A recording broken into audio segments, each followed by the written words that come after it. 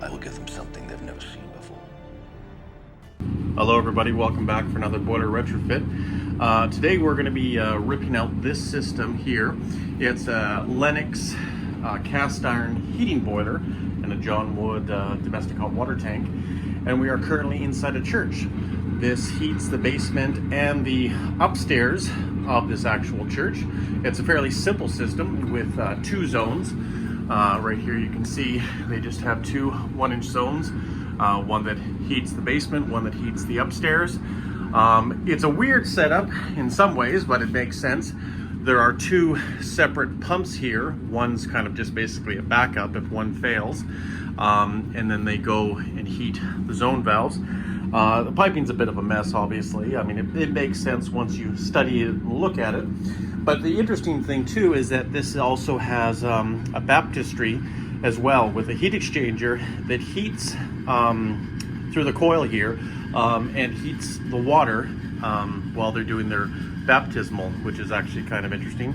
So we're going to still have that element though, but we're not sure if we want to do just using a mixing valve and fill it up, or if we actually want to keep the heat exchanger there and keep the temperature regulated. So we're going to clarify that with them as well. Expansion tank down here, and you can see here's our Lennox boiler. Very interesting. Never seen a Lennox cast iron boiler before. I don't know if they still make them or not. Very uncommon, at least for me to see it. I'm sure they're maybe common in some other places, but the inducer fan has failed, and this thing has basically just bit the ghost. And of course, it's one of the coldest times of the year right now. We got a flow sensor there, which we're not going to need on the new system here. We're going to probably put in a NAVIEN NFC-250 boiler to give us the adequate heat load and of course domestic hot water. Of course we got our combustion air coming in here that feeds both these and that, and we're going to start ripping out some of this stuff, cleaning this up a little bit better, and moving on with the new system. So yeah, well, I guess we'll see you guys in a bit and see how that goes. And welcome back everybody, we are complete. This project did take a little bit longer than usual, and I must confess it's unfortunate, just because they did actually have heat the church through the usages of these makeup air units, but nonetheless, you know, just trying to find time to fit everything in, and eventually we finally got it done, and I'm very happy with the final project. Right now we have the lights off, just to show you some of the lighting effects that we did with this project. But we'll turn them back on here and just go over it step by step and what we did. Very simple system. This is a NAVIEN NFC-250 200H boiler, combi fire tube style, 15:1 turn down ratio on this unit. Very easy to work on and install and do the controls, and even doing the wiring. We put our slogan and our symbol of Canuck up on here, and just did a small backlit there. I think it looks very sharp, very nice and very clean. Further down here you can see we've installed the relief valves off to the left hand side. We have our safety records put on there. Gas Technical Safety Authority actually likes to see that there, especially in a semi-commercial building that this is because it is a church, and it's also used for other functions. Right here we have our flush valve kits and our shutoffs here. I don't actually like using the ones that are made and designed for this. I like doing my own setup just because I like to have all my unions, all my drains, all my shutoffs all in line, all in a row, easy to clean up the system that way, and also to flush and service it. We have our magnetic filter here, which we just pulled out. Super dirty. I can't believe how bad that actually was, and I'll show that to you at the end of the video here, just exactly how it is after running for about 30 days. But not surprising, and that's why we put them in here, especially on the return side of these boilers. I can't tell you, I've seen a lot of people installing systems out there putting the magnetic filter on the supply side, not the return side. The whole point of it is to capture that stuff before it goes back into the boiler system. If you have to put your circulation pump, if it's a boiler system, then put it on the return side. Don't worry about putting it don't worry about putting it on this side if that's what's recommended. Put it on the positive side because you want to make sure that magnetic filter is there, especially if you don't have enough room to install it. Here we have our low loss header. I like these ones because we bring our primary loop in, but also we have two branches over here. And you can do multiple things with this, a low temp, a high temp system, whatever. In this case, we've just brought two up there, and we have a simple 2-zone system upstairs and downstairs for this particular church. We have UPS 2699 pumps that we've installed, just because of the sheer size of this system, and it's an older one-pipe system. So we want to make sure we have that pumping volume to reach the area or the full perimeter of the church, especially on both sides here. And you can see we do have, this is on right now.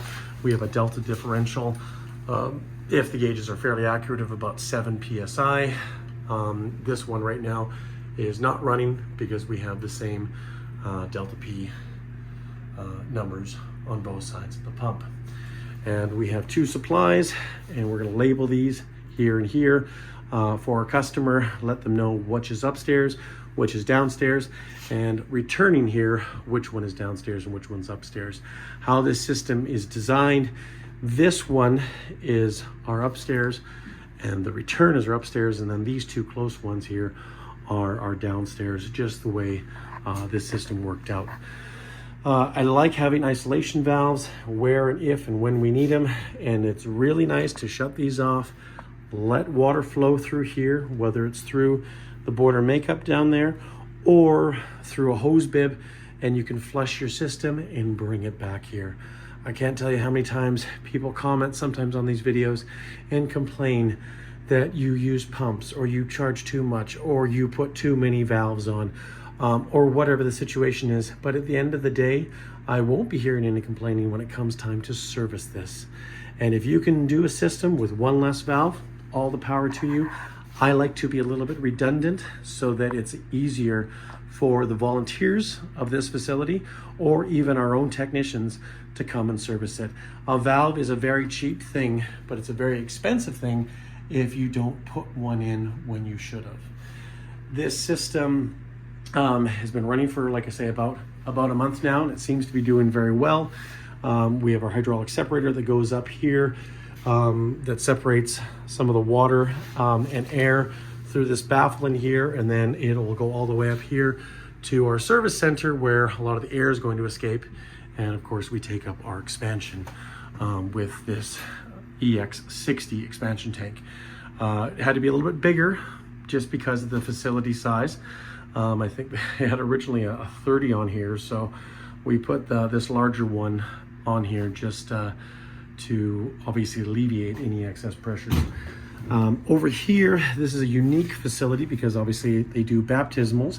Basically, they have a large bathtub or waiting tub, and it's probably at least 100 gallons, or if not more, and you go and wade into it. But they need to obviously have water that's a little bit warmer than just your standard cold tap water.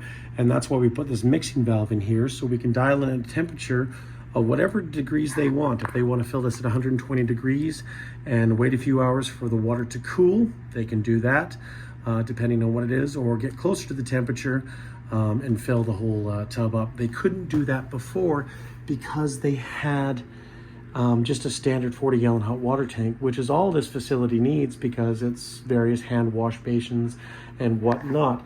But in this case, how they did it to originally heat this tub was to use an old heat exchanger and a pump, and the system worked fine.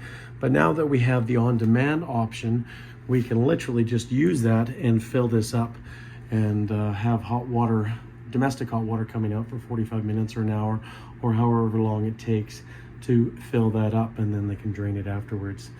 There's no need to fill up the water the night before, run that heat exchanger, heat that area up for it. They can do this on the day of, which I think is convenient, and there are many different ways of doing it.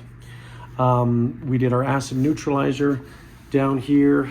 with our unions. Very nice, easy to pull out, easy access. We want to protect the drain system by neutralizing that very acidic pH that these boilers create. The condensate is very acidic. We installed the double check valve assembly for our backflow prevention. Once again, we got our PRV and our 9D. A little bit of redundancy there, but I like redundancy. It makes life easier to work on down the road. But that's it, guys. This is it.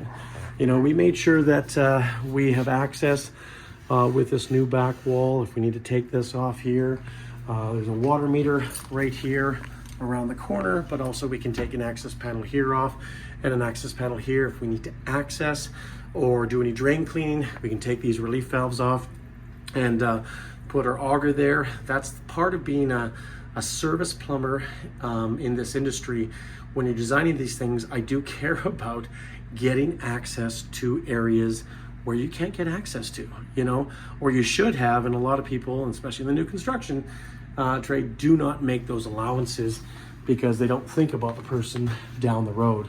And this is why systems like this, or the systems overall like this, deserve to have those fine touches. Because if it's done right, then you're gonna hopefully have, knock on wood, very little problems down the way. Some sad news, but I did dedicate this mechanical room to a good friend and customer of Canuck Mechanicals. They unfortunately passed with cancer, you know, about a few weeks before this was completed. So I talked to his spouse, and I decided to dedicate this room to him. But more than that, this is actually where he had his funeral, of all places, and the weirdest coincidences. So I figured it was just fitting to have his memory be lived on with this system. And I know he always liked mechanical systems, and he was kind of in that industry for a long time. So this is for you, Gary. Wish you all the best. And hopefully you guys like this video, like the setup, like the system. Once again, very simple. And we'll see you on the next one.